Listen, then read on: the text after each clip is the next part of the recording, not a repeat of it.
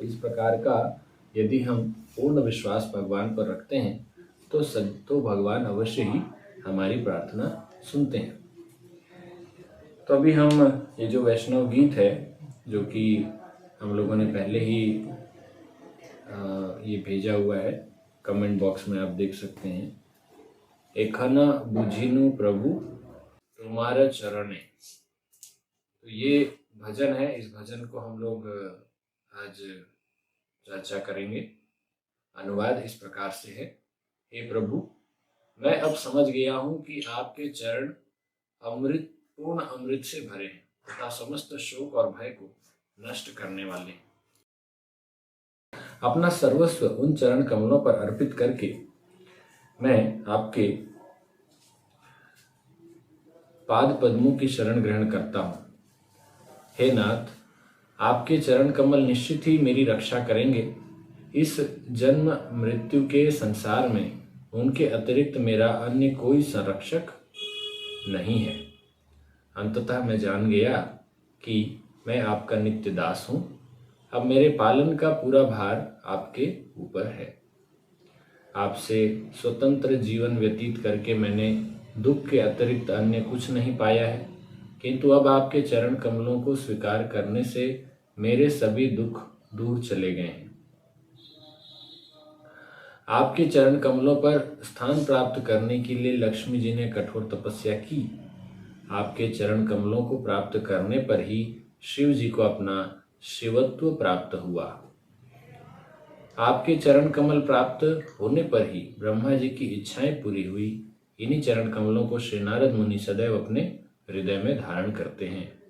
अभय प्रदान करने वाले उन्हीं चरण कमलों को मैं अपने सिर पर धारण करता हूँ और परम आनंद में नाचते हुए उनकी महिमाएं गाता हूँ। मैं आपके चरण कमल निश्चित ही भक्ति विनोद का इस संसार की विपदाओं से उद्धार करेंगे। हम रोज सुबह गाते हैं वंदे गुरो श्री चरणारविंदम। तो वो जो चरण कमल हैं गुरु के, हम उनको प्रणाम करते हैं ताकि उस चरण कमल के माध्यम से हम भगवान के चरणों के शरणागत हो सकें। तो ये जो वैष्णव गीत है, इस वैष्णव गीत को अभी हम गाएंगे। एखना बुझिनु प्रभु तुम्हारे चरण है। तो साथ में इसको गा सकते हैं, प्रयास करेंगे, है ना। एखना बुझिनु प्रभु तुम्हार चरण, एखना बुझिनु प्रभु तुम्हार चरण, एखना बुझिनु प्रभु तुम्हार चरण,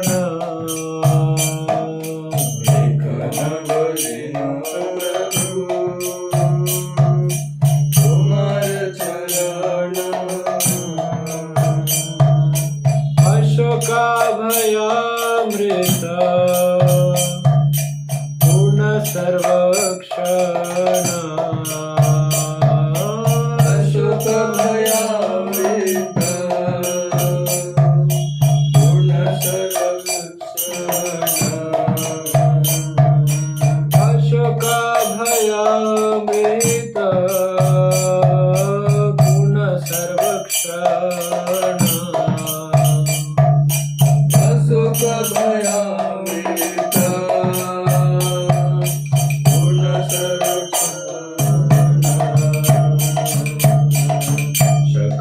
छड़िया तुआ चरण कमले, सकल छड़िया तुआ चरण कमले,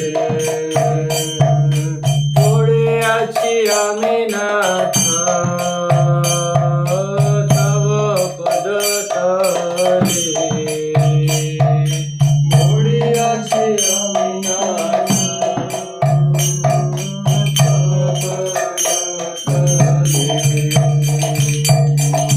तव पाद पद्म रामनाथ रक्षिबे आमारे तव पाद पद्मनाभ रक्षिबे आमारे पार रक्षा करता नहीं हे भव संसारे पार रक्षा करता नहीं हे भव संसारे आम्ही तव नित्य दास जानिनो ए बार आम्ही तव नित्य दास जानिनो ए बार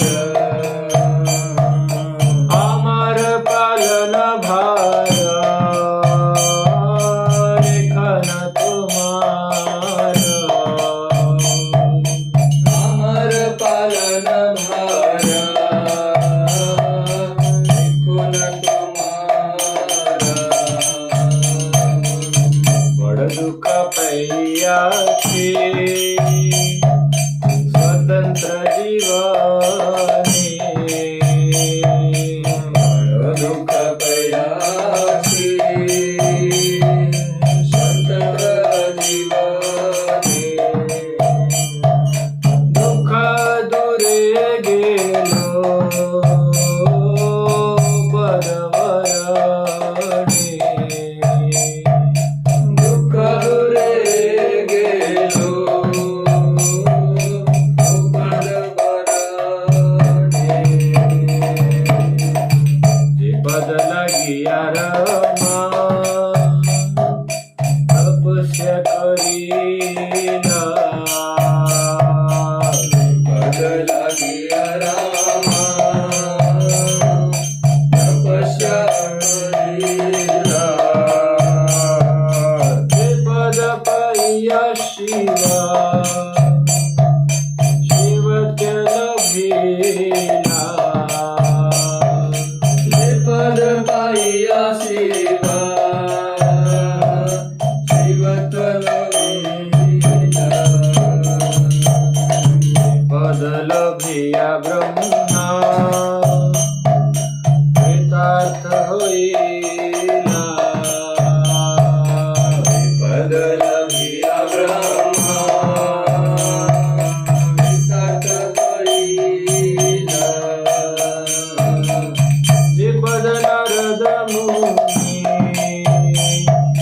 हृदय धरेला जे पद नारद मुनि हृदय धरेला शेषे अभय पद शिरे ते धरिया शेषे अभय पद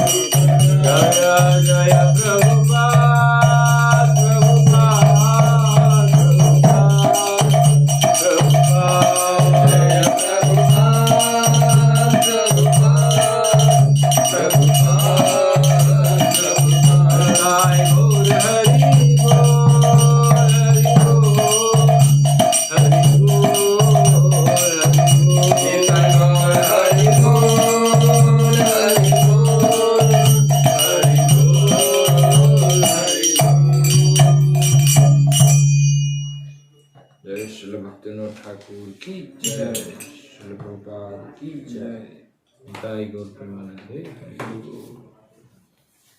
मंगलाचरण करते हैं।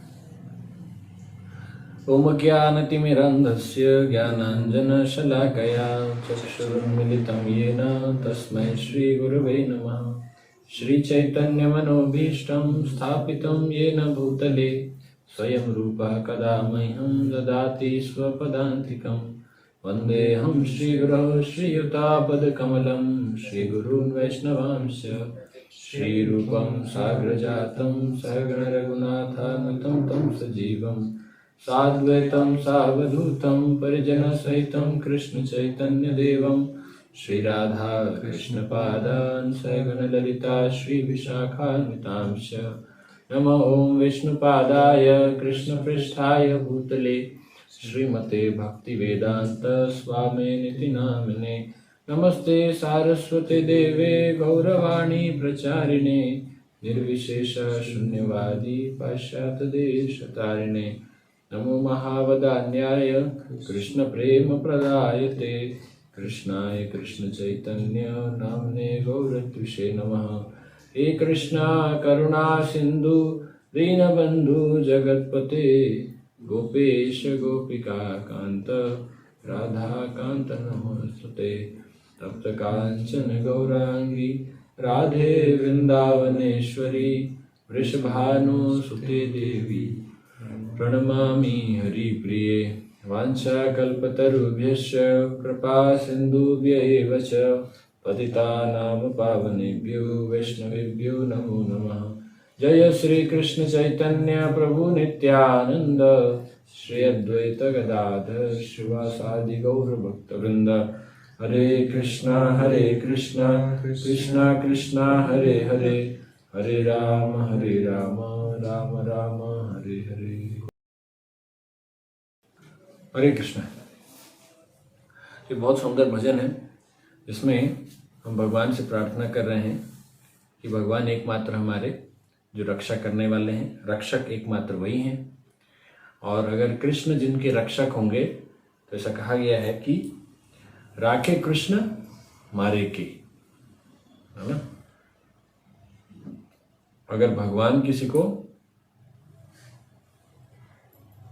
बचाएंगे तो उसे कौन मार सकता है। एक और जगह पे ऐसा बोला जाता है कि जाको राखे साइया मार सके ना कोई। जिसको भगवान रक्षा करेंगे उसको कौन मार सकता है। किसी भी प्रकार से उसकी कोई भी तरीके से कोई हानि नहीं पहुंचा सकता। तो इसका बहुत सुंदर और प्रत्यक्ष उदाहरण हम लोग जितना जो कथा में सुनते हैं वो प्रहलाद महाराज का एक विशेष उदाहरण है। प्रहलाद महाराज को हिरण्यकशिपु ने मारने का कई प्रयास किया, कई तरीके से। उनको पहाड़ों से फेंका गया, उनको पत्थरों से कुचलने की कोशिश की, उनको हाथियों से कुचलवाने की कोशिश की गई। विषधर जो सांप थे उन लोगों के बीच में रखा गया, उनको तलवार से काटने की कोशिश की गई। समुद्र में पत्थर बांधकर उनको डुबाने की कोशिश की गई, अग्नि में जलाने की कोशिश की गई। स्वयं होलिका वहां बैठी थी। जो होलिका स्वयं अग्नि से सुरक्षित थी वो होलिका खुद को नहीं बचा पाई, परंतु प्रहलाद महाराज बचे। यहाँ तक कि हिरण्यकशिपु स्वयं प्रहलाद महाराज को मारने का प्रयास करते हैं, परंतु ऐसा आज तक न कभी हुआ, न कभी होगा, न भूतो न भविष्यति। इस तरह की एक अद्भुत घटना घटती है और कहीं से अचानक से एक स्तंभ से भगवान प्रकट हो जाते हैं। क्यों? क्योंकि प्रहलाद महाराज की वाणी की रक्षा करने के लिए। भगवान का नाम है सत्यम, भगवान का एक और नाम है सत्यम है, क्योंकि वे सदैव सत्य के साथ रहते हैं। तो यहाँ पर जब प्रहलाद महाराज भगवान से प्रार्थना करते हैं और भगवान का चिंतन करते हैं कि इस स्तंभ में भी भगवान प्रकट हैं, भगवान हैं। स्तंभे सभायाम न मृगम न मानुषम, इस तरह से वो श्लोक आता है कि उस सभा में उस स्तंभ से प्रकट होते हैं भगवान, जो कि ना तो पशु हैं और ना मनुष्य हैं। वो इस प्रकार का रूप धारण करते हैं। तो ऐसा रूप धारण करके भगवान अचानक से एक खंबे से प्रकट हुए। इस तरह की घटना एक अद्भुत घटना है और हम इसके लिए एक विशेष उत्सव मनाते हैं। प्रहलाद महाराज का सदैव गुणगान गाते हैं। रोज हम नरसिम्हा आरती में प्रहलाद महाराज की भी जयकार करते हैं। तो जो व्यक्ति अपने आप को भगवान के पूर्ण शरणागत होकर अपने आप को रक्षा के लिए गुहार लगाता है, वो किसी प्रकार से कायर या किसी प्रकार से उसका अपयश नहीं होता, बल्कि वो प्रसिद्ध हो जाता है। आज हम लोग ऐसे ही और वृत्तांत की चर्चा करेंगे जिन्होंने भगवान की शरण जाकर अपने अहंकार को भगवान को समर्पित करके न सिर्फ भगवान को प्राप्त किया, बल्कि भगवान के साथ साथ इस संसार में, भौतिक संसार में भी यश प्राप्त हुआ। हर जगह पर उन्हें यश की प्राप्ति हुई। तो अभी जो हम गीत गा रहे थे, एक न बुझी न प्रभु तुम्हारे चरणे, कि हे प्रभु अभी मैं आपके चरण कमल को शरणागत होता हूं। और आपके चरण कमल कैसे हैं? अशोका अभय अमृत। अशोक, जहां किसी प्रकार का शोक नहीं है, अभय अर्थात किसी प्रकार का भय नहीं है, एवं अमृत के ये सार हैं, अमृत प्रदान करने वाले हैं।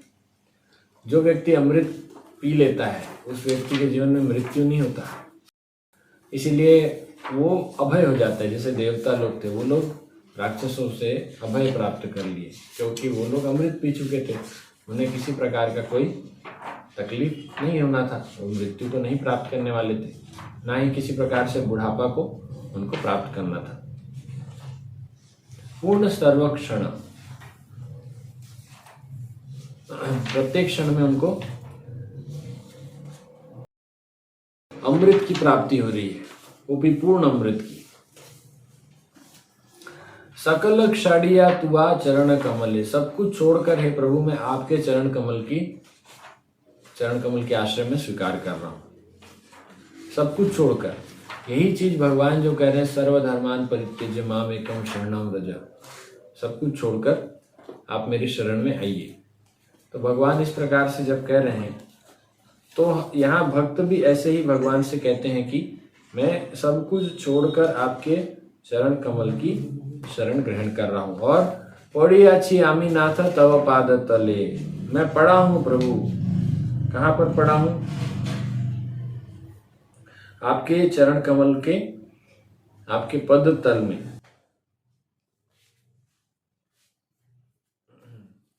भगवान के चरण के नीचे, उसके नीचे में पड़े हैं कैसे? भगवान को पूर्ण रूप से शरणागत होकर। पड़ी अच्छी, मैं पड़ा हुआ हूं। आमी मतलब मैं, नाथ हे प्रभु, तब आपके पद तले, आपके चरण कमल के नीचे।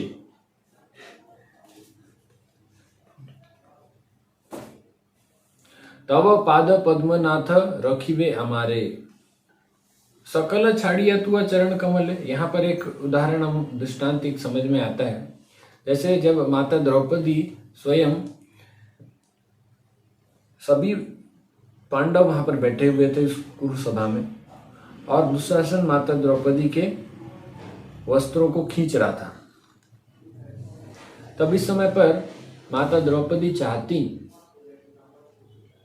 तो और भी जो लोग थे वहां पे, जो पंच पांडव थे और भी जो लोग थे, उन लोगों से वो सहायता मांगती। और उन्होंने प्रयास भी किया, लेकिन एक प्रयास करने के बाद फिर उन्हें जब समझ में आया कि ये लोग किसी प्रकार से मेरी सहायता नहीं कर सकते, तो उन्होंने क्या किया? सकल छाड़िया तुआ चरण कमले, सब कुछ छोड़कर वो भगवान के चरण कमल को उन्होंने उसका आश्रय स्वीकार किया। पड़ी अच्छी आमीनाथ तुआ तव पद तले, तो उन्होंने भगवान को पुकारा और फिर भगवान आ गए। जब आप सब कुछ छोड़ देते हैं तो भगवान हमारे लिए, भगवान भी सब कुछ छोड़ के आ जाते हैं। जब सुदामा के संबंध में, सुदामा को क्या दें, भगवान सोच रहे थे, तो उन्होंने विचार किया कि जब सुदामा के पास कुछ नहीं था, तब उसके पास जब थोड़ा सा भी जो अनाज आया था, एक दाना अन्न का जो मिला था, उसको पूर्ण रूप से उसने भगवान को अर्पित किया था। तो जब उसके पास कुछ नहीं था और वो थोड़ी सी जो चीज मिली थी वो पूरा उसने समर्पित किया, तो अब चूंकि मैंने कहा है ये यथा माम प्रपद्यन्ते, जो जिस भाव से मेरे पास आता है मैं उसे वैसे ही प्रदान करता हूँ। तो भगवान भी अपना सब कुछ छोड़कर सुदामा को अर्पित करना चाह रहे थे, लेकिन फिर बीच में जो रुक्मिणी माता जी थी या भगवान की अन्य जो पुतनियां हैं, सत्यभामा हैं, जाम्बवती, वो रोक लेती हैं भगवान को। कहते हैं कि प्रभु नहीं नहीं, ऐसे कैसे चलेगा। तो भगवान कहते हैं कि जब वो मुझे सब कुछ दे सकता है तो मैं उसे सब कुछ क्यों नहीं दे सकता।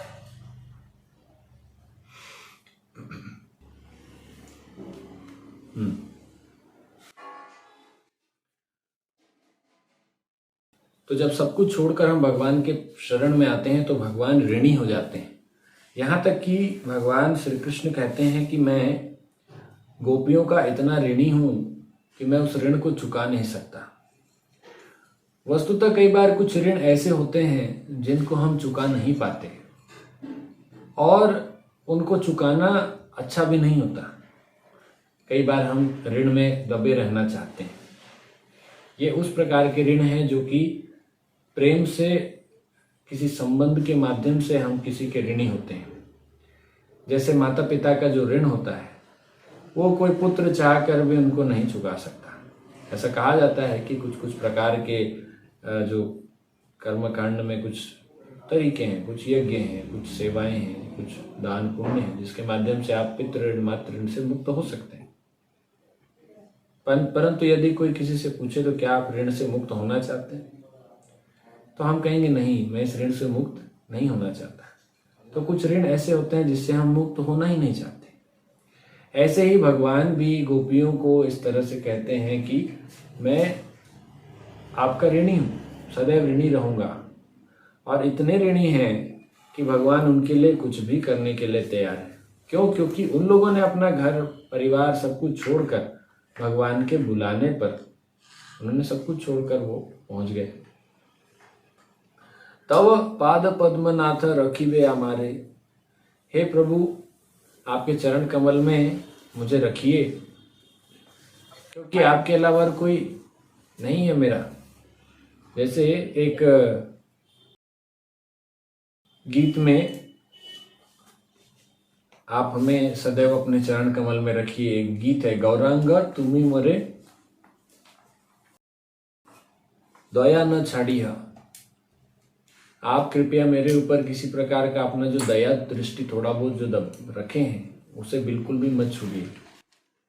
राखी शरण मोरे पद छाया दिया, कि आप अपने चरणों में, अपने शरण में रख के अपने चरण कमल की छाया मुझे प्रदान कीजिए।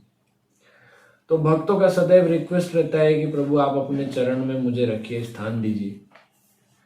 एक और बड़ा सुंदर भजन है नित्यानंद प्रभु के चरण कमल के ऊपर, नरोत्तम दास ठाकुर जी गाते हैं, निताई चरण निताई पद कमल कोटि चंद्र सुशीतल, जे छायाय जगत जुड़ाय। निताई अर्थात नित्यानंद प्रभु के जो चरण कमल हैं वो कोटि चंद्र सुशीतला, करोड़ों करोड़ों चंद्रमा के समान शीतलता प्रदान करने वाले हैं, और जो कि हमारे तप्त हृदय को, इस दावानल रूपी जो संसार है इसमें हम जल रहे हैं, यहाँ हमें शीतलता प्रदान करते, ठंडक प्रदान करते।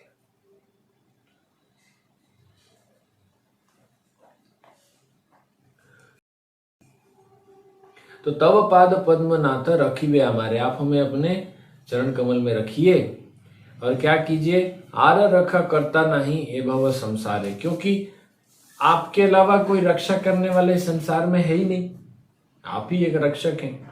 बाकी तो इस संसार में जितने हैं वो एक प्रकार से भक्षक हैं। भले इस संसार में वो हमारे अपने लगते हैं, शुभ चिंतक लगते हैं, लेकिन वे हमें भौतिक संसार में और ज्यादा बांधते हैं। कौन है जो हमें भगवान की ओर लेकर जाता है? बहुत विरले ऐसे होते हैं जो हमें भगवान की ओर लेकर जाते हैं, तो इसीलिए उनको आध्यात्मिक दृष्टिकोण से भक्षक कह सकते हैं। तो एकमात्र रक्षक तो भगवान कृष्ण ही है। आमी तव नित्य दास जानिनु ए बार, हमारा पालन भार एखना तुम्हारा। मैं आपका नित्य दास हूं, अब मैं ये पूर्ण रूप से जान गया हूं। बीच में थोड़ा भूल गया था मैं। जन्म के पश्चात माया के आगोश, माया के गोद में मैं बैठे बैठे इस तरह से भूल चुका था कि मैं आपका नित्य दास हूँ। मैं सोच रहा था कि मैं माया का दास हूँ, लेकिन अब मैं पूर्ण रूप से जान गया हूँ प्रभु कि जीवेर स्वरूप है कृष्णेर नित्य दास। जीव का जो वास्तविक स्वरूप है वो कृष्ण का नित्य दास है। और आमार पालन भार एखन तुम्हार, तो चूंकि मैं आपका नित्य दास हूं, इसीलिए स्वामी का ये कर्तव्य बनता है कि वो अपने सेवक का पालन करे। ये आपका अब जिम्मेदारी है, वो मेरा जिम्मेदारी नहीं है। पालन का जो भार है वो अब आपके ऊपर है। बड़ा दुख पाई आछे स्वतंत्र जीवने, मैं स्वतंत्र जीवन यापन करते करते बहुत दुख पा चुका हूं। कई बार लोग सोचते हैं कि स्वतंत्र जीवन जिएंगे तो कितना आनंद आएगा, ये तो मैं परतंत्र जीवन जी रहा हूं, किसी के अधीन हूं, कितना तकलीफ है। तो वास्तविक हमारी स्वतंत्रता, जीव की वास्तविक स्वतंत्रता भगवान की अधीनता में है। The real independence of a living entity is in dependence to Krishna. Independence जब हम बोलते हैं तो उसका मतलब ये होता है इन डिपेंडेंस। इंडिपेंडेंस का मतलब होता है स्वतंत्रता। उसका मतलब क्या आ रहा है?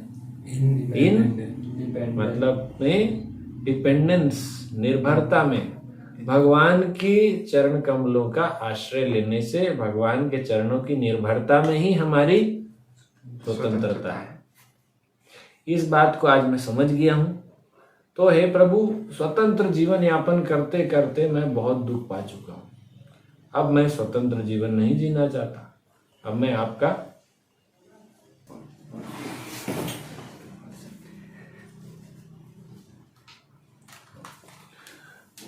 तो मैं स्वतंत्र जीवन यापन करते हुए बहुत दुख पा चुका हूं और अब मैं स्वतंत्र जीवन नहीं जीना चाहता। हे प्रभु, मैं आपके शरणागत में आकर, आपकी अधीनता में आकर मैं स्वयं आनंद प्राप्त करना चाहता हूँ। क्योंकि जब हम किसी के अधीनता में होते हैं तो हमारा पूरा जिम्मेदारी उनके ऊपर रहता है, हमारे स्वामी के ऊपर होता है। आज भी अगर भौतिक संसार में हम देखें तो दो प्रकार से लोगों का एक माइंडसेट होता है। एक होता है जो सोचते हैं कि मैं स्वयं बिजनेस करूं, मैं खुद का अपना स्टैब्लिशमेंट कुछ करूं। एक लेकिन कुछ ज़्यादातर लोग ऐसे भी सोचते हैं कि मैं खुद बिजनेस करूंगा, उसमें रिस्क होता है। एक काम करता हूँ, मैं जॉब कर लेता हूँ, तो मैं जॉब करके 50,000 रुपये महीने कमाऊंगा, बट रिस्क लूंगा तो हो सकता है उसमें रिस्क लेंगे, बिजनेस में जाएंगे तो हो सकता है कभी 30 मिले, कभी 20 मिले, कभी 1 लाख मिले। तो ये इस तरह का हम चीज़ नहीं जाएंगे, हम जॉब करेंगे। तो ये भौतिक संसार का हम अधीनता और स्वाधीनता देकर। तो यहाँ पर भी लोग सोचते हैं कि मैं पराधीन होकर जॉब में रह के मैं चीज़ें ज़्यादा अच्छे से कर सकता हूँ। तो कुछ लोग सोचते हैं कि नहीं, मैं इंडिपेंडेंट होके ज़्यादा अच्छे से कमा सकता हूँ, मैं उस समय पे अपना टाइम अपने हिसाब से एडजस्ट कर सकता हूँ। दोनों के प्लस माइनस है। लेकिन आध्यात्मिक जीवन की जब बात करते हैं तो वहां पर स्वतंत्रता का मतलब होता है माया की गुलामी, और माया से स्वतंत्रता का मतलब होता है भगवान की अधीनता। अब आपको चूज करना है, क्योंकि जीव कभी भी स्वतंत्र नहीं रह सकता, उसको दास ही बनना है। अब वो भगवान का दास बने, कृष्ण दास बनना चाहता है या उदास बनना चाहता है? या तो आप कृष्ण दास बनो या उदास बनो। तो क्या चूज करना है? अगर हम माया की शरण में जाएंगे तो उदास बन जाएंगे, और कृष्ण की शरण में जाएंगे तो कृष्ण दास, क्या बोलते हैं, बिंदास। तो कृष्ण भगवान के जो सेवक होते हैं वो आनंद पूर्वक जीवन जीते हैं। एक बार श्रील प्रभुपाद जी से एक पत्रकार ने पूछा, एक महिला पत्रकार ने पूछा, स्वामी जी क्या हो कि अगर आप इतने पूरे जीवन भर सुबह उठते हैं, इतने बढ़िया अच्छे से आप लोग बड़ा नियम का पालन करते हैं, लेकिन इन नियमों के चक्कर में आप लोग अपने कई तरह का सुख का आनंद नहीं ले पाते इस संसार में। सुबह सुबह उठते हैं, ठंडे पानी से नहाते हैं, आप लोग अच्छे से खा नहीं पाते, चीज़ों को एंजॉय नहीं कर पाते। 4 नियम हैं आपके इतने सारे, उसमें आप जुआ नहीं खेल सकते, अवैध संबंध बनाना, ये सब जो भी चीज़ें हैं जो इस संसार में लोग बहुत अच्छा लगता है वो सारी चीजें आप करते नहीं है। तो क्या हो कि मृत्यु के समय आपको पता चले कि भगवान तो होते ही नहीं। आपको तो आखिरी में बड़ा झटका लगेगा कि मैं कुछ कर नहीं पाया, जीवन भर मैंने नियम में निकाल दिए, आखिर में पता चला कि भगवान होते ही नहीं है, आध्यात्मिक जगत कुछ होता ही नहीं है, भौतिक संसार ही है। तो आपको आखिर में पता चले अरे मजे करने के लिए आए थे, खत्म हो गया समय। तो प्रभुपाद जी ने बोला आप पहले मेरे प्रश्न का उत्तर दो कि ठीक है, आपने इतना समय तक पूरा जीवन भर आप लोग जो हम शास्त्रों में गलत चीजें बताई गई है जो नहीं करना चाहिए, ऐसे कार्य करते आप पाप करते हुए आप लोग रहे और जीवन भर आपने भगवान को नहीं माना। क्या हो कि मृत्यु के समय में आपको पता चले कि भगवान वास्तव में है, तो क्या होगा? उस पत्रकार का मुंह बंद हो गया। प्रभुपाद जी बोले देखिए, हम तो पूरे जीवन भर आनंद लेते हैं, अच्छा प्रसाद पाते हैं, अच्छा नाचते हैं, अच्छा जीवन यापन करते हैं, घूमते हैं, प्रचार करते हैं, और हम भगवान के धाम जाएंगे तो वहां पर भी आनंदित रहेंगे। आप तो इस संसार में तथाकथित कुछ समय तक आनंद लेते हैं जो कि आनंद है भी नहीं, और अगर भगवान होंगे, आपको अगर ये पता चलता है कि भगवान है, तो फिर आपका क्या होगा? फिर आपको घोर यातना सहनी पड़ेगी। इसलिए हमारा जीवन ऐसा है कि भगवान हो या ना हो उससे क्या फर्क पड़ता है। हमारा जीवन सतोगुणी है, हम भगवान की भक्ति करते हुए दिव्य आनंद की प्राप्ति कर ही रहे, वैसे भी आनंद पूर्वक जी रहे। इसीलिए स्वतंत्र जीवन यापन करने में बहुत समस्या है। वास्तव में स्वतंत्र जीवन यापन कर ही नहीं सकते। कौन इस संसार में स्वतंत्र रह सकता है? किसी न किसी पर तो निर्भर रहना ही पड़ता है। तो क्यों ना भगवान पर निर्भर रहे। दुख दूरे गेलो ओ पदावरणे, जितना भी दुख था वो दूर भाग गया।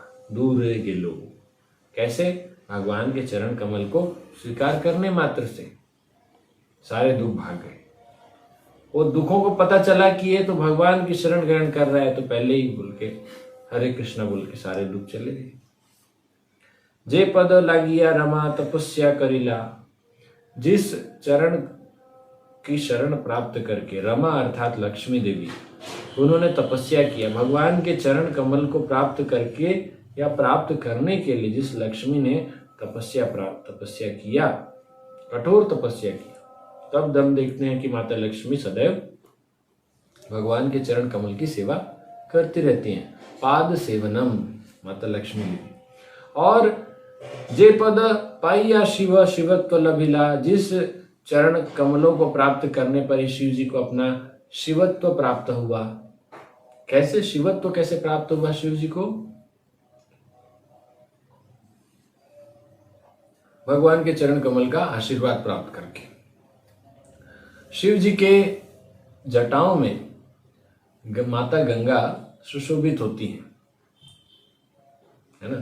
तो ये माता गंगा शिव जी के जटाओं में आई कैसे? क्योंकि भगवान के चरणों से जब माता गंगा इस ब्रह्मांड में प्रवेश करती है, वहां से ब्रह्मा जी के कमंडल में आती है और उस कमंडल से वो शिव जी के जटाओं में आती है। शिव जी का एक और नाम क्या है? गंगाधर। क्योंकि गंगा को धारण करते हैं। तो ये गंगाधर नाम शिव जी को जो प्राप्त हुआ है, उनके शिवत्व में, शिव शब्द का अर्थ होता है पवित्र, ऑस्पिशियस, कल्याणकारी, मंगलमय। माता गंगा को जो स्पर्श करता है वो पवित्र हो जाता है। माता गंगा में जो स्नान करता है वो पाप से मुक्त हो जाता है। क्यों? क्योंकि वो भगवान के चरण को धोकर आ रही है। उस चरण को धोकर आने वाले जल को शिव जी अपने सिर में धारण कर रहे हैं। इस कारण से शिव जी का शिवत्व वास्तव में प्रकट होता है। शिव जी और पवित्र हो जाते हैं। वैसे तो शिव जी हैं ही बड़े कल्याणकारी, परंतु चूंकि उन्होंने माता गंगा को मस्तक पर धारण किया, मस्तके गंगा, तो वो और शिवत्व को प्राप्त करते हैं। जे पद लभिया ब्रह्मा कृतार्थ होइला, जिस चरण कमल को धारण करके ब्रह्मा जी कृतार्थ अनुभव करते हैं। कब ब्रह्मा जी ने चरण कमल धारण किया था भगवान का? कब धारण किया? इसमें तो कई सारे उत्तर हैं। जब ब्रह्मा जी भगवान कृष्ण के प्रति अपराध कर बैठते हैं, वे ग्वाल बालों को ले जाते हैं वृंदावन में और वहाँ कुछ समय तक अपने पास रखते हैं, पर वापस आकर देखते हैं ब्रह्मा जी तो देखें कि भगवान तो अपने सभी ग्वाल बाल मित्रों के साथ में आनंद विहार कर रहे हैं। तब ब्रह्मा को समझ में आता है कि सारे के सारे तो भगवान के ही विस्तार है, ये स्वयं नारायण है, भगवान है, जिनका मैंने परीक्षा लेना चाहा। तो वे भगवान के पास आते हैं, भगवान से क्षमा याचना करते हैं, भगवान उन्हें क्षमादान देते हैं। तो इस तरह से ब्रह्मा जी उस भगवान के चरण कमल को प्राप्त करके कृतार्थ हो जाते हैं। जे पद नारद मुनि हृदय धरिला, और जो चरण कमल को नारद मुनि सदैव अपने हृदय में धारण रखते हैं।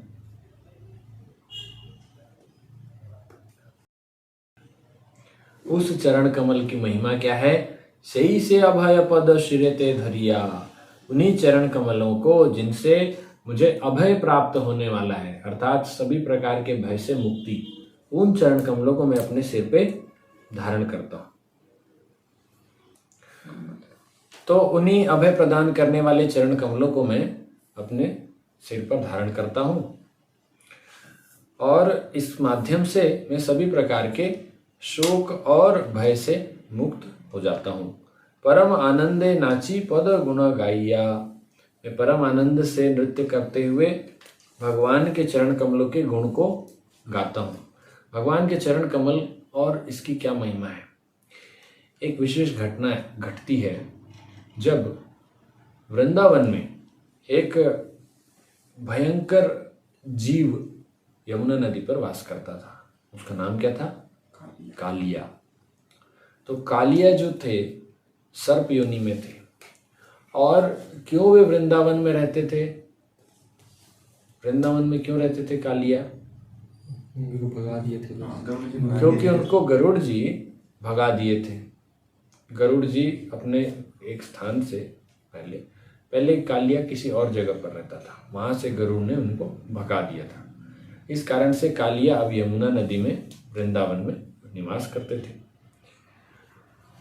तो गरुड़ जी बार बार सर्पों को, तो क्योंकि सर्प भोजन है गरुड़ के, जब कालिया दमन की लीला होती है तो भगवान कृष्ण योजनाबद्ध तरीके से कालिया के फण पर नृत्य करते हैं और साथ ही साथ अपने चरण कमल का निशान लगाते हुए जाते हैं, पद चिन्ह। तो जैसे स्टैंप लगता है, इसी तरह से भगवान अपने सील मुहर लगा देते हैं। तो जो कि अब भगवान ने ऐसा लगा दिया उसमें पद चिन्ह, तो कालिया कहता है मैं यहाँ से कहीं दूसरी जगह नहीं जा सकता प्रभु, क्योंकि मुझे गरुड़ मना किया है एक ही जगह रहना। भगवान कहते हैं कि नहीं, अब तुम जाओगे, अब तुम्हें गरुड़ कुछ नहीं कहेगा, क्योंकि अब तुम स्टैंप लेके जा रहे हो। किसका स्टैंप? भगवान का सील, ऑथराइज्ड। तुम मेरे ऑथराइज्ड हो, अभी तुम किसी प्रकार से उसके द्वारा, गरुड़ के द्वारा नहीं सताए जाओगे। वो दूसरे सर्पों को सताएगा, तुम्हें नहीं। जैसे यमराज कहते हैं छठे स्कंद श्रीमद् भागवतम में कि जो भी व्यक्ति भगवान के तिलक को धारण करता है या जो कोई कंठी माला पहना हुआ है, कोई वैष्णव इस तरह की वेशभूषा में है, तो उसके पास कभी मत जाना। यमदूतों को चेतावनी देते हुए कहते हैं कि कभी भी ऐसे भक्तों के पास, वैष्णव के पास मत जाना। क्यों? वो कैसा है वो बाद की बात है, उसने स्टैंप लगाया हुआ है, ये तिलक और ये कंठी माला। इसी तरह से हम अपने शरीर में 12 जगह पर तिलक लगाते हैं, भगवान का नाम उच्चारण करते हैं। ये 12 तिलक हमारे आर्मर गार्ड है, प्रोटेक्शन है ना। तो क्या बोलते हैं मोबाइल में? Screen guard. हमारे स्क्रीन गार्ड है, बॉडी गार्ड है। हमारे कोई बॉडी गार्ड आसपास नहीं है, खुद भगवान हमारे आसपास बॉडी गार्ड के रूप में, सुरक्षा कवच, अभेद्य कवच। वो तब भेदता है जब इसे मिटा देते। हम पानी से मिटा दिए, ठीक है, तो ये अभेद्य सुरक्षा कवच हम लेकर चल रहे हैं। वो देख कर यमदूत हमारे पास नहीं आएंगे। इसी तरह ये जो चरण कमल का, भगवान का चरण की जो महिमा है, ये क्या है? तिलक।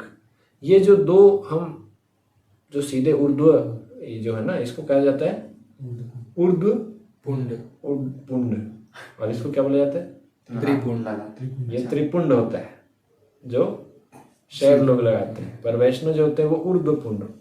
तो ये ऊर्ध्व की तरफ, ये जो ऊंचे की ओर जो है, ये 2 लाइन, ये भगवान के चरण है, और ये चरण के साथ में ये जो नीचे है वो तुलसी है। भगवान के चरण को हम अपने सिर में धारण करेंगे नहीं, इसको देखकर यमदूत भी हमारे पास नहीं आते, इतना महिमा है। परम आनंदे नाची पद गुण गाइया, संसार विपदे होते अवश्य उद्धार।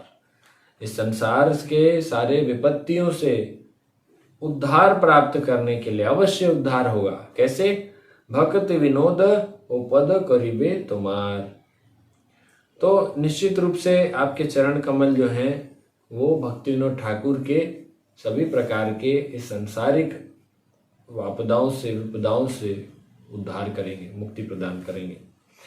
इस प्रकार से ये भजन है जो कि हम भगवान से सदैव अपनी रक्षा के लिए, किस प्रकार की रक्षा? किसी भी प्रकार की रक्षा। इस भौतिक संसार में पद पद पर सब समस्याएं हैं। पदम पदम यत विपदाम ही तेषाम। तो एक बहुत सुंदर ये श्लोक है जो कि श्रीमद् भागवतम प्रथम स्कंद 8वें अध्याय के 9वें श्लोक में आता है। ये कैसे हम रक्षा मांग रहे हैं भगवान से। यहाँ पर उत्तरा, जिनके गर्भ में महाराज परीक्षित हैं, और अश्वत्थामा एक अपनी दुष्टता करते हुए एक ब्रह्मास्त्र को माता उत्तरा के गर्भ की ओर उसको छोड़ते हैं।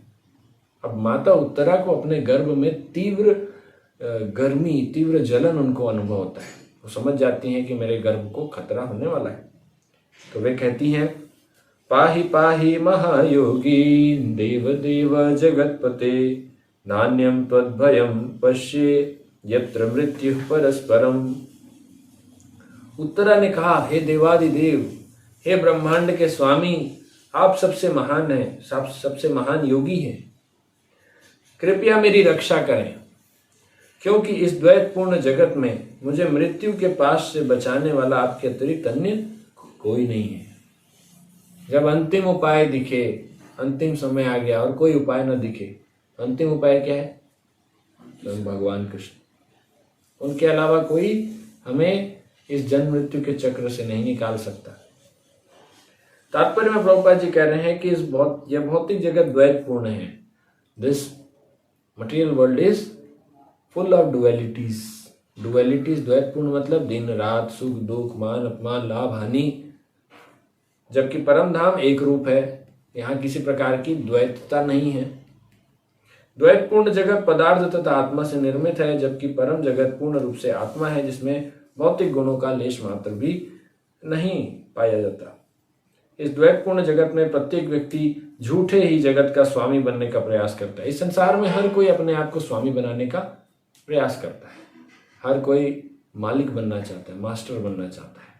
कोई भी सेवक नहीं बनना चाहता, क्योंकि सेवक बनना इस संसार में एक तरह से अभिशाप है। इस संसार में हर कोई बॉस बनना चाहता है, जबकि आध्यात्मिक जगत में हम जाएं तो जो स्वामी होता है वो भी सोचता है कि मैं दास बनूं। स्वयं भगवान सोचते हैं कि मैं कैसे दास बनूं, और इसी दास बनने की भावना से ही भगवान किस रूप में आते हैं? श्री चैतन्य महाप्रभु के रूप में। तो भगवान श्री चैतन्य महाप्रभु के रूप में आ रहे हैं, भक्त के रूप में आ रहे हैं। क्यों? ताकि वो सेवक बनकर सेवा कर सके। भक्त के पास सबसे बड़ा धन है भगवान की सेवा। यहां तक कि भगवान भी वो धन प्राप्त करना चाहते हैं कि कृष्ण प्रेम क्या होता है। वो प्रेम मेरे पास है, परंतु उस प्रेम को मैं स्वयं अनुभव नहीं कर पाता। इसीलिए उस प्रेम को क्या करते हैं भगवान? स्वयं भक्त बनकर आकर उस प्रेम का अनुभव करना चाहते हैं। आपने देखा होगा, एक फोटो आता है, भगवान अपना एक पीपल के पत्ते पर लेटे हुए हैं, छोटे से बालक रूप में, और अपना पैर का अंगूठा चूस रहे हैं। उसको वटपत्र शाही विष्णु बोलते हैं। भगवान अपने पैर का अंगूठा चूसते हैं। क्यों चूसते हैं? भगवान सोच रहे मेरे पैर में, मेरे चरण में ऐसा कौन सा मधु या कौन सा शहद बहता है जो लोग मेरे चरण कमल की ओर खींचे चले आते। तो चूसते हुए चेक करते रहते हैं अंगूठा पैर का, क्या रस मिलता है इसमें, लेकिन उनको नहीं समझ आ रहा है। वो रस प्राप्त करने के लिए सेवक बनना पड़ेगा। तो भगवान बोलते हैं अरे छोड़ो, अब मैं सेवक बन के जाऊंगा। तो चैतन्य महाप्रभु के रूप में आते हैं और उस कृष्ण प्रेम का जो स्वाद है उसका आस्वादन करते हैं। जबकि परम जगत में श्री भगवान ही परम स्वामी और अन्य सभी उनके अनन्य सेवक हैं। द्वैत पूर्ण जगत में प्रत्येक व्यक्ति अन्य सबसे ईर्ष्या करता है तथा पदार्थ तथा आत्मा के द्वैत अस्तित्व के कारण मृत्यु अपरिहार्य है। यहाँ हर कोई एक दूसरे से ईर्ष्या करता है, ऐसी ऐसी योजनाएं बनाता है कि सामने वाले को कष्ट हो, उसको लाभ न मिले, मुझे लाभ मिलना चाहिए। इस प्रकार वो ईर्ष्या करता है और पदार्थ तथा आत्मा के द्वैत अस्तित्व के कारण मृत्यु अपरिहार्य है। चूंकि इस भौतिक संसार में पदार्थ भी है और आत्मा भी है, दोनों का द्वैत अस्तित्व बना हुआ है। Dual identity is existing here. तो चूंकि द्वैत अस्तित्व बना हुआ है इसीलिए मृत्यु अपरिहार्य है, मृत्यु निश्चित ही है। क्योंकि मृत्यु किसकी होती है? जन्म इसका। मृत्यु उसकी होती है जो शाश्वत नहीं है। आत्मा की मृत्यु नहीं होती, पदार्थ की होती है। पदार्थ एक समय पर नष्ट हो जाता है। वो उसी पदार्थ के अस्तित्व के कारण मृत्यु यहाँ अपरिहार्य है। अगर पदार्थ यहाँ पर अस्तित्व में है तो मृत्यु कैसे, बिना मृत्यु के तो चीजें हो ही नहीं सकती। वो पदार्थ को एक न एक दिन मृत्यु प्राप्त करनी है, उसको एक दिन समाप्त होना ही है। शरणागत जीव के लिए श्री भगवान ही एकमात्र अभयदाता है, अभय दान करने वाले। इस संसार में कोई एकमात्र अभय दान करने वाला वो कौन है? हाँ, भगवान श्री कृष्ण। इसी संबंध में एक और श्लोक है, इसी श्रीमद् भागवतम के प्रथम स्कंद के प्रथम अध्याय के 14वें श्लोक में। इसमें ऋषिगण कह रहे हैं, शौनक आदि ऋषि कहते हैं, आपन न संसृतिम घोराम यन्नाम विवशो गृणन ततः सद्यो विमुच्येत यद विभेति स्वयं भयम। भगवान कौन है? जिनसे स्वयं भय भी भय खाता है। अगर जो भय है, फियर, उसको अगर एक व्यक्ति बनाया जाए कि भय नाम का एक व्यक्ति हो, वो व्यक्ति भी भगवान से भय खाता है। आप सोचिए भगवान कितने ज्यादा शक्तिशाली हैं कि उनसे साक्षात भय भी भयभीत रहता है। तो फिर भगवान की शरण ग्रहण करने से किस प्रकार का कोई भय बचा रह सकता है भला? श्री भगवान के चरण कमलों की शरण ग्रहण किए बिना कोई भी इस भौतिक जगत में अपने आप को मृत्यु के क्रूर पंजे से नहीं बचा सकता।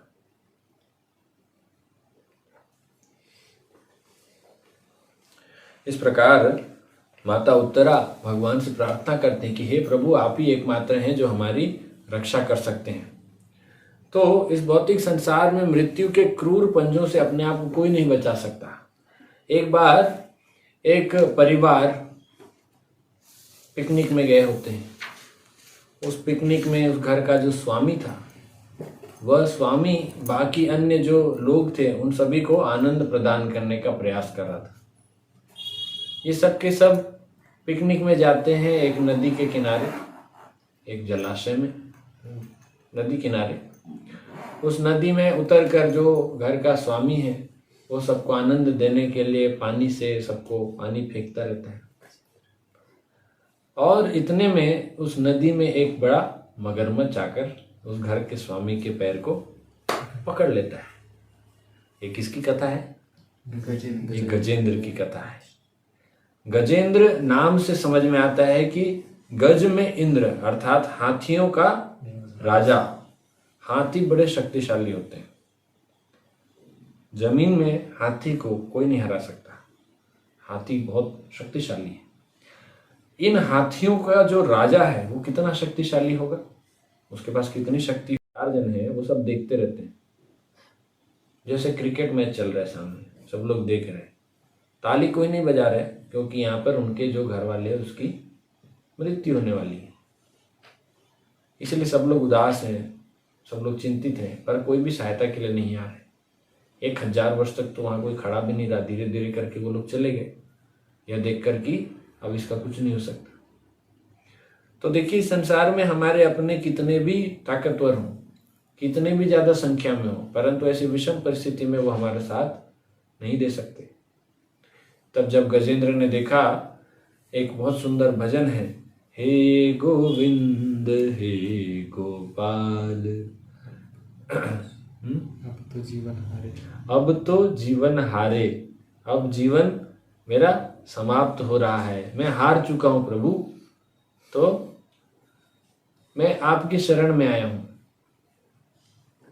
अब आप कृपा करके बचाइए। तो गजेंद्र क्या करते हैं, वहां पास में एक दिखता है कि एक फूल रहता है, नदी में कमल का पुष्प होता है, तो वो एक कमल के पुष्प को अपने सूंड से तोड़ते हैं और उनका नाक तक पानी भर चुका है। समझिए हाथी कितना बड़ा होता है, उसके नाक तक पानी भर चुका है, इतना दूर तक ग्राह उसको खींच लाए। अब वहां पे हाथी क्या बचाएगा अपने आप को? मगरमच्छ गहरे पानी में, या पानी में मगरमच्छ से कोई बैर कर सकता है? पानी में रहकर मगरमच्छ से बैर एक मुहावरा है, तो नहीं कर सकते आप, बहुत ताकतवर होता है वो। अब मगरमच्छ वहां खींचते जा रहे हैं, अब इतना डूब चुका है। अब हाथी के पास, गजेंद्र के पास कोई और उपाय नहीं दिखा, वो फूल तुरंत तोड़कर उसको सूंड को ऊपर उठा देते हैं और सूंड के माध्यम से भगवान को प्रार्थना करते हैं। और वो बड़ी सुंदर प्रार्थना है, श्रीमद् भागवतम में 8वें स्कंद में आते हैं। उस प्रार्थना के माध्यम से भगवान से रिक्वेस्ट करते हैं, हे प्रभु आइए। और जब ये सुनते हैं, नाक कान डूबने लागी कृष्ण को पुकारे,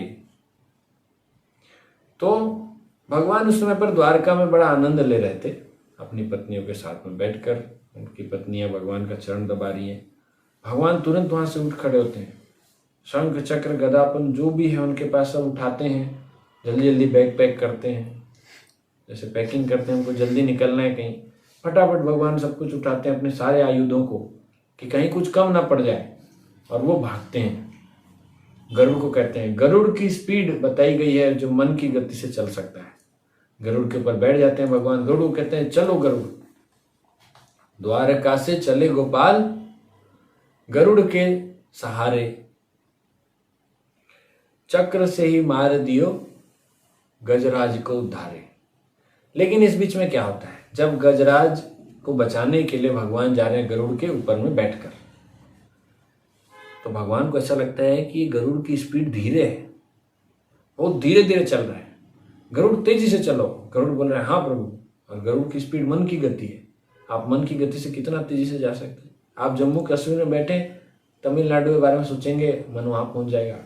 तमिलनाडु समझ लीजिए, तमिलनाडु में किसी का घर है, वो व्यक्ति जम्मू कश्मीर गया, वहां से जैसे ही अपने घर के बारे में सोचता है उसका मन पहुंच जाता है ना, इतना फास्ट पहुंचा।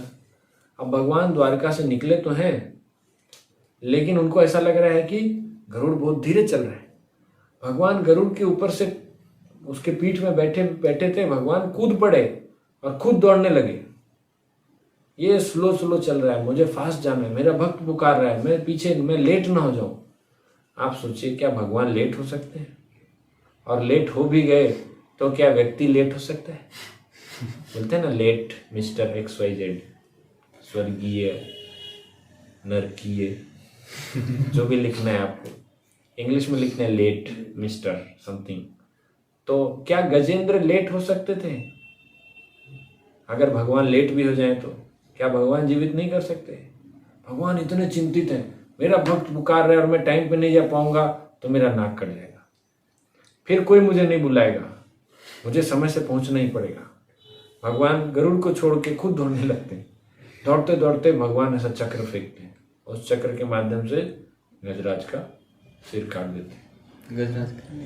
ग्राह का, क्षमा, गलती से गलती हो जाती है, तो वो मगरमच्छ का सिर काट देते हैं और इस तरह से गजराज का उद्धार करते हैं। ऐसी ही दूसरी घटना एक और आती है। यहाँ तो उत्तरा जब माता जब पुकारती हैं भगवान को, कहती हैं कि हे प्रभु आप सहायता कीजिए, देव देव महाबाहो, आप बचाइए, पाहि पाहि महायोगिन देव देव जगतपते, बचाइए बचाइए, पाहि माम रक्ष माम, तो भगवान कृष्ण जब उनकी पुकार सुनते हैं तो अपने सारे आयुधों को लेकर भगवान पहुंच जाते हैं माता उत्तरा के गर्भ में। और वहां माता उत्तरा के गर्भ में पहुंचकर जो गर्भ है उसको चारों तरफ से, जैसे 360 डिग्री बोलते हैं ना, 360 डिग्री एंगल से भगवान उनके सभी ओर घूमने लगते हैं बहुत फास्ट सभी तरफ से, ताकि किसी भी प्रकार से ब्रह्मास्त्र वहां ना पहुंच सके। और अगर ब्रह्मास्त्र ने भेद दिया, इसलिए भगवान वहां गदा चक्र शंख सब कुछ अपने सारे आयुधों को, सारे अस्त्र शस्त्र लेकर गए रहते हैं कि किसी प्रकार से चूक नहीं होनी चाहिए। आखिरी में ये ना सोचो कि अरे वो तीर लाना भूल गया। कई बार होता है हम लोग एग्जाम लिखने जाते हैं, एग्जाम में पहुंचते हैं, वहां पे पेपर मिल गया, ओह पेन लाना भूल गया, फिर हम लोग पूछते हैं पेन है क्या, पेन है क्या। तो इस तरह से नहीं कि भगवान पहुंच गए वहां लड़ने के लिए, अचानक से धनुष निकाला, कहाँ है तीर, ओह तरकस ही लाना भूल गया मैं, तो तीर ही नहीं आई। तो भगवान इतनी तेजी से भागते हुए गए, सब कुछ इकट्ठा करते, तलवार तीर कमान भाले सब कुछ लेकर जा रहे हैं, और भगवान उस ब्रह्मास्त्र से बचाए रख परीक्षित महाराज। तो इस तरह से भगवान बहुत व्यग्र हो जाते हैं अपने भक्तों के लिए। जब वो पुकारते हैं कि हे प्रभु सिर्फ आप ही एकमात्र हैं, मैं आपको सब कुछ अर्पित कर चुका हूं, आप मेरी रक्षा करें, तो हमसे ज्यादा भगवान चिंतित हो जाते हैं कि अरे उस भक्त को इतनी तकलीफ हो गई। इसीलिए हमको सदैव भगवान को समर्पित होना चाहिए, अपने आप को पूर्ण रूप से भगवान को समर्पित करके अवश्य रक्षिबे कृष्ण विश्वास पालन, ये विश्वास होना कि कृष्ण सदैव हमारी रक्षा करेंगे। हरे कृष्ण। किसी का कोई प्रश्न है? क्या कृष्ण बांग्लादेश के भक्तों की रक्षा कर रहे हैं? भगवान सबकी रक्षा कर रहे हैं। भगवान ओसामा बिन लादेन की भी रक्षा कर रहे थे। सांस कौन देता है हमको? सांस लेने के लिए कोई बच्चा पैदा होता है, जन्म होते ही उस सांस लेना सीख जाता है। कौन सिखाया हमको? और किसने हमको सिखाया कि ऑक्सीजन लेना चाहिए, कार्बन डाइऑक्साइड नहीं लेना चाहिए? हमारे नाक को कौन ऐसा बनाया? हम तो जब 5वीं 6वीं पहुंच जाते हैं तब समझ में आता है कि हम जो हवा ले रहे हैं वो सिर्फ ऑक्सीजन जा रहा है, और जो छोड़ रहे हैं वो कार्बन डाइऑक्साइड आ रहा है। आपने कितने लोगों ने फिल्टर लगाया नाक में, ऑक्सीजन जाएगा, कार्बन डाइऑक्साइड बाहर आएगा। भगवान ही रक्षा कर रहे हैं। भगवान को किसी विशेष व्यक्ति इससे ऐसा कोई द्वेष नहीं है। अगर हम देखें कि बांग्लादेश के भक्तों की रक्षा नहीं कर रहे हैं, वहाँ के जो बाकी लोग हैं उन लोग क्यों इतने फल फूल रहे हैं, तो इतने छोटे से परिप्रेक्ष्य में भगवान नहीं दिखते। अगर ऐसा देखा जाए तो इनसे भी ज़्यादा नरसंहार होता था सतयुग के समय में, जब हिरण्यकशिपु एक क्षत्र राज कर रहा था। त्रेता युग में जब रावण राज कर रहा था, तब उस समय वो लोग ब्राह्मणों को कच्चा खा जाते थे। राक्षस थे ना वो। ब्राह्मण उठाए, 4-5 ब्राह्मण कहीं पे यज्ञ कर रहे हैं, हो गए, ब्राह्मणों को उठाए पकड़ के खा गए, उनके यज्ञ कुंड में उन लोग मलमूत्र कर दिए। आजकल कम से कम ऐसी तो चीज़ें नहीं होती। समझिए आप यज्ञ कर रहे हैं, कोई आके वहाँ पे एक घड़ा खून डाल दिया, किसी ने उसमें 4 हड्डी फेंक दिए, या कोई आया हमको ही कच्चा खा के चला गया। ये उस समय की बात है, त्रेता युग, जब लोग अच्छे हुआ करते थे। सतयुग में व्यक्ति अपने बेटे को ही जो फेंकने के लिए, मारने के लिए तैयार हो जा रहा है, विष्णु का बैरी इतना है, वो साधु संतों का, महात्माओं का क्या करता होगा? तो ऐसा नहीं है कि आज स्थिति बड़ी खराब है। स्थिति जब ऐसी स्थिति खराब होती है, बनती बिगड़ती है, तो भगवान आते हैं, रक्षा करते हैं।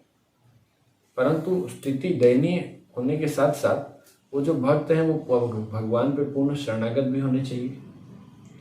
तो इसमें कोई ऐसा हमको नहीं संदेह करना चाहिए कि भगवान रक्षा नहीं कर रहे हैं। भगवान के बचाने के कई तरीके होते हैं। कई बार भगवान किसी को मृत्यु देकर बचाते हैं। कैसे? जब भगवान श्री कृष्ण ने अघासुर का वध किया, तो अघासुर के शरीर से एक दिव्य ज्योति प्रकट होकर निकली और भगवान के शरीर में समा गई। भगवान ने उस अघासुर को मुक्ति प्रदान की। जब भगवान को पूतना आई थी मारने के लिए, तो पूतना का भगवान ने उद्धार करके उसको गोलोक धाम में एक धाय का पद दे दिया। तो भगवान ने मारा है या बचाया है, आप बताइए। जो हम बाहरी रूप से देख रहे हैं बचाना, हो सकता है वो सही नहीं हो,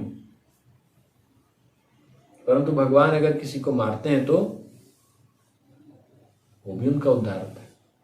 इसी कड़ी में अवश्य रक्षिबे कृष्ण विश्वास पालन में एक और भजन है। उस भजन का नाम है तुमी तो मारी बेजारे के तारे राखी ते पारे तब इच्छा मते हो। तो इच्छा मते तुम्हारा सब कुछ तुम्हारा बस, ऐसा कि आपकी इच्छा से सब कुछ होता है। आप चाहे मारें, आप चाहे बचाएं, उससे कोई फर्क नहीं पड़ता। तो भगवान के जो भक्त होते हैं पूर्ण शरणागत होते हैं इस रूप में। हाँ, हम लोग कई बार देखते हैं कि भगवान क्यों नहीं बचा रहे हैं। कहीं पर छोटे छोटे बच्चों का बलात्कार हुआ, कहीं पे गलत हुआ, हिंदू मुस्लिम झगड़े हुए, आज से 100-150 साल पहले उनको बहुत बुरी तरीके से मारा गया। 400-500 साल पहले औरंगजेब ने बहुत क्रूरता से वध किया। क्यों भगवान ने रक्षा नहीं की? तो भगवान सबके कर्म के अनुसार उसको बना कर रखें, किसको कब कैसा गति मिलने वाली है। इसमें हम लोग भगवान को दोष नहीं दे सकते कि भगवान ऐसा कुछ कर रहे हैं, भगवान ने कैसे उन लोगों को अलाउ किया। तो भगवान के अलग अलग तरीके हैं, किस तरीकों से माध्यम से भगवान सबका कर्म काट रहे हैं, भगवान किसको क्या दे रहे हैं, इसमें कोई किसी प्रकार का हमको संदेह नहीं करना चाहिए। हाँ, हमें क्या करना चाहिए, हमारा कर्तव्य है, हमें अगर ऐसी कोई स्थिति से गुजरना पड़े तो हमें सदैव भगवान को स्मरण करना चाहिए। हमें दूसरे भक्तों को बचाने का भरसक प्रयास करना चाहिए। अगर बांग्लादेश के भक्त लोग आज मुसीबत में है तो हमको बिल्कुल उनकी रक्षा करनी चाहिए। उनकी रक्षा करने के लिए हर प्रकार से संभव उपाय करने चाहिए। लेकिन भगवान उनको क्यों नहीं बचा रहे हैं, इस तरह की बात हम नहीं कर सकते। भगवान तो सबको बचा ही रहे हैं आज भी। किसी की मृत्यु उस प्रकार से है तो अब क्या करें, हो सकता है। परम पूज्य तमाल कृष्ण गोस्वामी महाराज मायापुर से जब जा रहे थे कोलकाता एयरपोर्ट, तो मायापुर की जो बाउंड्री है या क्षेत्र है उससे जब बाहर निकले, उसके कुछ समय बाद उनकी कार में एक्सीडेंट हो गया, ब्लास्ट हुआ और महाराज चले गए। तो कुछ लोग कहेंगे अरे कैसे महाराज हैं, मायापुर में इनका अंतिम समय नहीं रहा, मतलब ये शुद्ध नहीं है। तो ये मूर्खों की बातें हैं।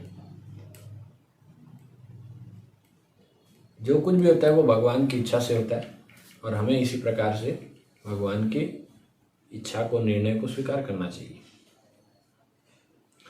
अगला प्रश्न है, प्रभु जी, in devotional service while going through the sharanagati process we commit a lot of mistakes, do our mistakes disappoint Krishna in any way? नहीं, हमारी किसी प्रकार की गलती भगवान को निराश नहीं करती। जैसे एक छोटा बालक होता है, वो माँ की गोद में मल मूत्र त्याग देता है, कई बार भोजन नहीं खाता है, थोड़ा खाने के बाद उसको उल्टी कर देता है, कई बार वो बात नहीं मानता है, परंतु माता उससे अपसेट नहीं होती। वो उसको लाड प्यार से बार बार उसको साफ करती है, उसको फिर खिलाने का प्रयास करती है।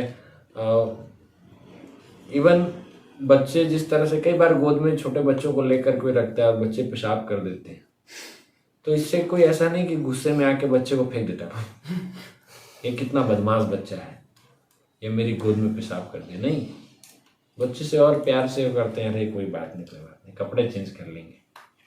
यहाँ तक कि लोग नहाते भी नहीं उसके बाद। ऐसा नहीं कि नहाना पड़ेगा, गंदा हो गया ज़्यादा, नहीं कोई बात, बच्चे ही पेशाब किए, कोई बात नहीं, दूसरा कपड़ा पहन के। परम पूज्य राधा गोविंद स्वामी महाराज जी बताते इस संदर्भ में, वो कथा में बता रहे थे, कहते हैं कि हमारे बिहार में एक कहावत है, लइका के मुँह चरणामृत हुए। बिहार में सर कि बच्चे का पेशाब है, छोटे बच्चे का, तो वो चरणामृत जैसा है कि कोई बात नहीं। आपने भी देखा होगा ना, बच्चा पेशाब कर देता है, कोई दिक्कत नहीं, वही पहन के घूमते रहते, होता है जी, होता है, चल जाता है, कोई बात। इसी प्रकार से हम लोग जब कोई गलती करते हैं तो भगवान उसको किसी गलत वे में नहीं लेते, निराश नहीं होते। भगवान हमें और मौका देते हैं, बार बार मौका देते हैं। लेकिन सेम टाइम पे भगवान ये चाहते हैं कि हम जल्दी से जल्दी सीख जाएं, जल्दी से जल्दी अपनी गलतियों से बचें। अगला प्रश्न क्या है, प्रभु जी भगवान अपने भक्तों से इतना प्रेम क्यों करते हैं? वो तो भगवान ही बताएंगे क्यों करते हैं। भगवान क्यों प्रेम करते हैं इसका उत्तर भगवान बताएंगे, क्योंकि हम भगवान के अंश हैं। भगवान के अंश होने के कारण भगवान तो हमसे प्रेम करते हैं, भले हम करें ना करें। अब ये उनसे पूछना पड़ेगा कि वो क्यों करते हैं।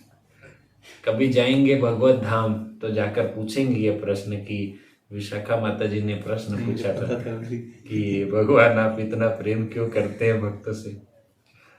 भगवान के लिए भक्त उनके प्राण हैं। भगवान अपने किन भक्तों के लिए सब कुछ न्यौछावर कर देते हैं? जो स्वयं अपने आप को पूर्ण रूप से दे देता है।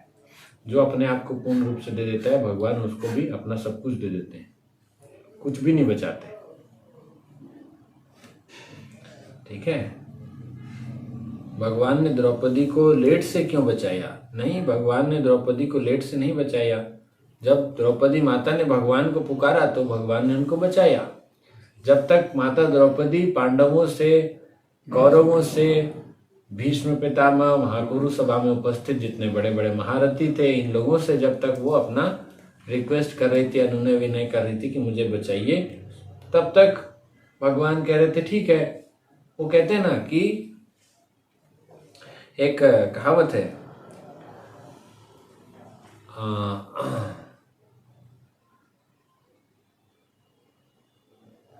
अगर आप भगवान के नाम में तो भगवान आपके काम में, और अगर आप अपने काम में तो भगवान अपने धाम में।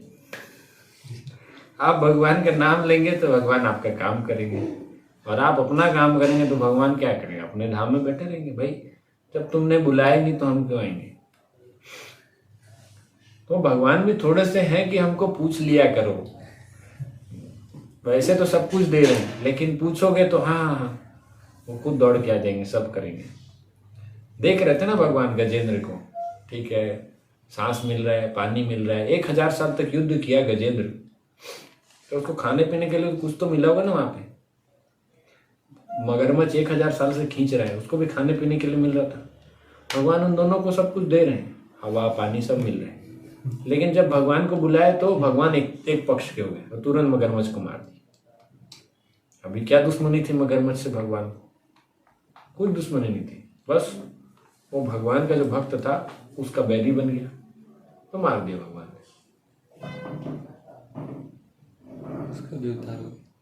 उसका भी उद्धार हो गया।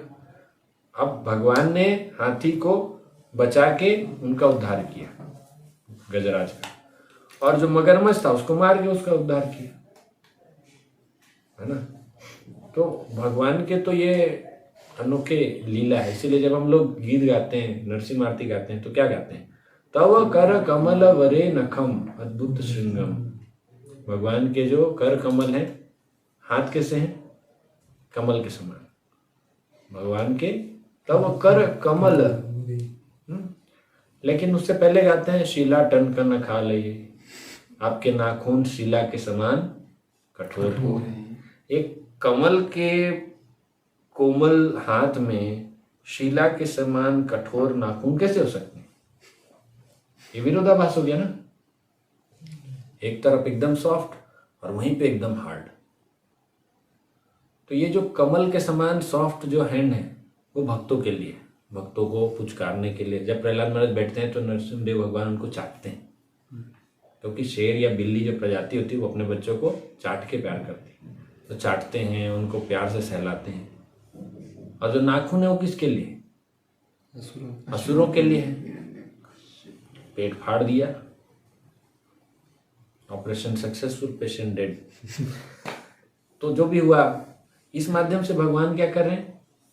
अपने स्पर्श से दुष्ट को भी उद्धार कर रहे हैं, भक्त का भी उद्धार कर रहे हैं। ये भगवान का तरीका है। तो किसी ने पूछा कि क्यों हेल्प, सहायता नहीं कर रहे? तो ऐसे भगवान सबकी सहायता कर रहे हैं। ठीक है। तो भगवान ने द्रौपदी माता को लेट से नहीं बचाया, उनको सही समय पर बचाया। और कोई प्रश्न? जब हम कहते हैं कि भगवान आपकी रक्षा करेंगे, तो रक्षा में क्या इंक्लूड होता है?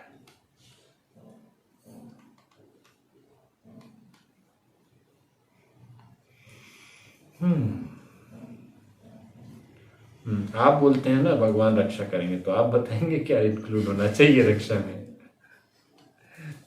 जब कोई भक्त अपनी रक्षा के लिए मांगता है भगवान से कि आप भगवान रक्षा करो, तो वो किस स्थिति से रक्षा करो? वो जिस भी दयनीय स्थिति में होगा, विपत्ति में होगा, नेचुरली उस विपत्ति से उसको बाहर निकालने के लिए बोलता है। अगर कोई विपत्ति नहीं है तो वो सोचता है कि इस भौतिक संसार से मुझे निकाल दे। तो हम भगवान से सदैव ये रक्षा मांगते हैं, रक्षा के लिए भीख मांगते हैं, भिक्षा मांगते हैं। और हमको रोज ये भिक्षा मांगना चाहिए, भगवान से रोज प्रार्थना करनी चाहिए, प्रभु मुझे रक्षा करो, मेरी रक्षा करो, मुझे बचाओ। प्रभुपाद जी रोज भगवान के सामने खड़े रहते थे, बहुत देर तक प्रार्थना करते थे। एक बार उनके एक शिष्य ने पूछा, नहीं, प्रभुपाद जी एक बार गाड़ी में जा रहे थे, तो भक्तों ने पूछा, प्रभुपाद जी आपको माया से डर नहीं लगता? प्रभुपाद जी बोलते हैं, आई डू नॉट फियर, मेरे पास उसके लिए टाइम नहीं है, माया के लिए मेरे पास टाइम नहीं है, मैं नहीं घबराता, और चूंकि मैं भगवान की सेवा में लगा हूँ इसीलिए मुझे कोई दिक्कत नहीं, so I don't have time for that. फिर अगले दिन भक्त लोगों ने देखा प्रभुपाद जी बहुत देर देर तक खड़े होकर भगवान के सामने प्रार्थना कर रहे हैं। तो भक्त ने पूछा, प्रभुपाद जी आप इतना देर से भगवान को क्या मांग रहे थे? प्रभुपाद जी बोले कि मैं भगवान से मांग रहा था कि हे प्रभु आप अपनी माया से मुझे बचाना।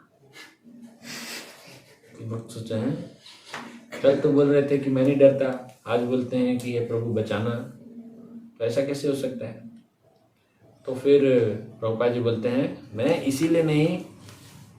मैं भगवान से इसीलिए प्रार्थना कर रहा हूँ क्योंकि माया देवी बड़ी शक्तिशाली है, लेकिन चूंकि मेरे पास समय नहीं है, मैं सदैव भगवान को प्रार्थना करता रहता हूँ, और मेरे पास इसीलिए भगवान की सेवा करते हुए बिल्कुल समय नहीं है कि मैं उससे माया मेरा कुछ कर सके।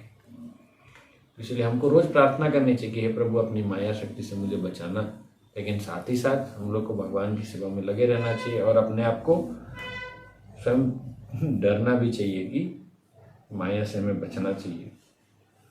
दोनों चीजें हैं, भगवान से प्रार्थना भी आवश्यक है, और भगवान की सेवा में लगे रहना भी। तो प्रभुपाद जी भी रोज प्रार्थना करते थे। तो रक्षा, इस सब चीज से रक्षा, ठीक है। क्या मांगना चाहिए भगवान से? एक बहुत सुंदर भजन है, आप लोग पढ़ सकते हैं। प्रभु तब पद युगे मोर निवेदन, नाही मांगी देह सुख विद्या धन जना। ये भजन को आप पढ़ सकते हैं, इसमें बताया गया है कि भगवान से हमको क्या मांगना चाहिए, क्या नहीं मांगना चाहिए। ठीक है, तो सेशन एंड करते हैं। वो वाला जो इससे पहले जो क्वेश्चन था, हाँ, तो उन्होंने पूछा ना कि भगवान टाइम पे क्यों नहीं आए, उसमें शायद वो ये पूछना चाहते हैं, या नहीं तो मैं ही पूछ रहा हूँ, भगवान बिफोर टाइम भी तो आ सकते हैं ना, मतलब बुलाए तो आए, ठीक है, बिना बुलाए भी तो आ सकते हैं ना। भगवान बिना बुलाए क्यों नहीं आते? ऐसा मतलब पता है कि वो कोई नहीं हेल्प कर रहा है उसको, तो ठीक है, भगवान को नहीं पुकार रहा है तो खुद भी आके तो कर सकते हैं ना। भगवान खुद आकर करते, लेकिन उसी का करते हैं जो स्वयं को पूर्ण रूप से भगवान को दे चुका है, तो भगवान उसके लाइफ में इंटरफेयर करते हैं। लेकिन जैसे अब कोई दूसरे का एम्प्लॉय है, तो दूसरी कंपनी जाके उसको थोड़ी ना सैलरी देगा, अरे तुम्हारे घर में बहुत समस्या है, ये लो 20,000 रुपये महीने का। वो तो हमारा एम्प्लॉय नहीं है, तो हम उसको जाके क्यों हेल्प करें अलग से? तो भगवान देख रहे हैं कि हाँ ये विपत्ति में है, परंतु ये हमारी तरफ देख ही नहीं रहा है, ये तो दूसरे लोग के पास जा रहा है। भगवान टकटकी ले आके देखें, मेरी तरफ देखो तो सही, एक बार बुलाओ तो सही। नहीं तो भगवान पहुंच गए हेल्प करने, तो फिर कहीं भगवान कोई दोष ना दे दें कि भगवान के कारण ही मेरे जीवन में सब हुआ। तो हम भगवान की जो कृपा है उसको वैसे भी वैल्यू नहीं दे रहे हैं।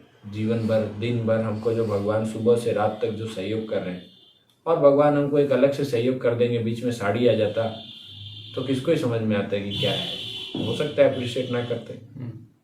हमारे जीवन में कई बार ऐसा भगवान ऐसा कुछ करते हैं। क्या आपके साथ ऐसा नहीं होता कि आप कहीं जा रहे हो, गाड़ी से आप निकले और आपने देखा सामने एक ट्रक से एक गाड़ी वाले की एक्सीडेंट हुआ है जस्ट 5 मिनट पहले, और आप सोच रहे हो कि कहाँ 5 मिनट पहले अगर मैं निकला होता तो मेरा एक्सीडेंट हो गया होता। क्या ऐसा नहीं होता हमारे साथ?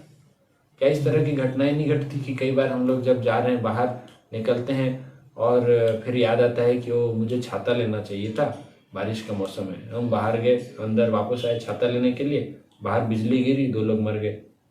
ऐसी घटनाएं हम नहीं सुनते। एक बार एक फैमिली थी जिसने जब टाइटैनिक जहाज निकल रहा था, ये बड़ी ये सत्य घटना है, जब टाइटैनिक जहाज निकल रहा था तो एक फैमिली था, उस टाइटैनिक जहाज के फर्स्ट एंड लास्ट वो जो ट्रिप था, उस ट्रिप के लिए बहुत महंगे महंगे टिकट्स थे। उस टिकट्स को लेने के लिए इस फैमिली ने लोन लेकर अपना पूरा घर वर का संपत्ति सब कुछ देकर वो टिकट लिए थे। बहुत महंगे टिकट्स थे। वो टिकट लेके वो लोग जब टाइटैनिक जहाज में जाने के लिए उन लोग उस दिन निकले तो बीच में ट्रैफिक के कारण फंस गए और वो 1 घंटा लेट पहुंचे।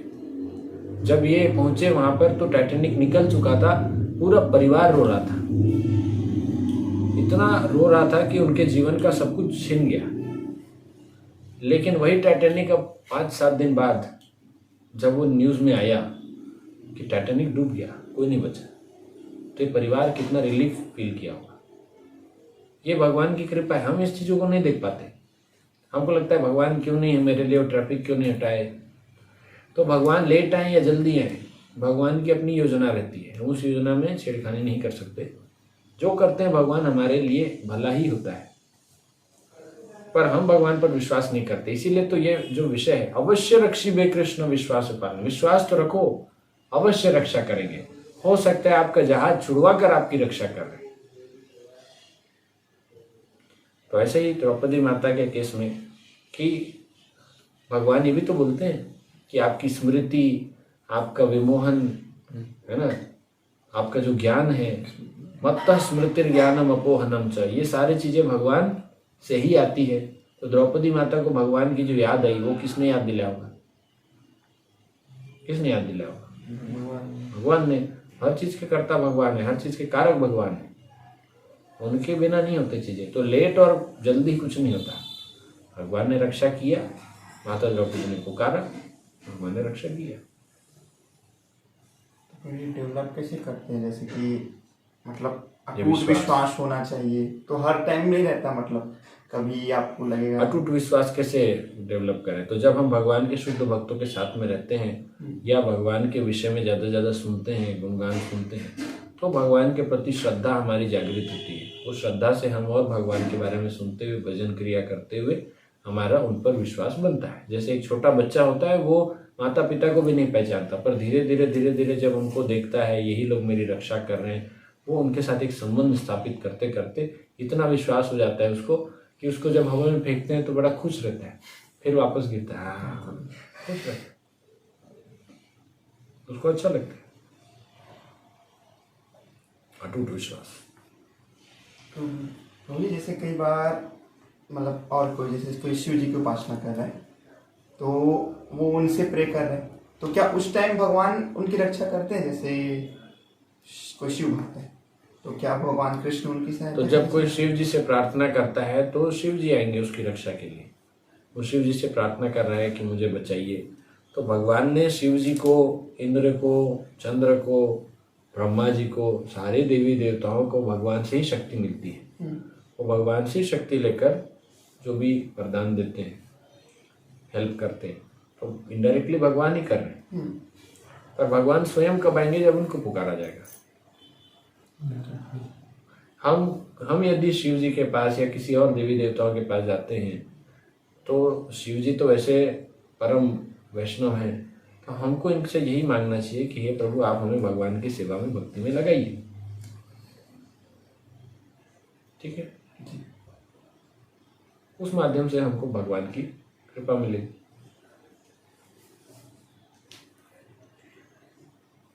ओके, ठीक है, हम लोग वाइंड अप करते हैं। हरे कृष्णा। धन्यवाद आप सभी का। जगद्गुरु श्रील प्रभुपाद की जय।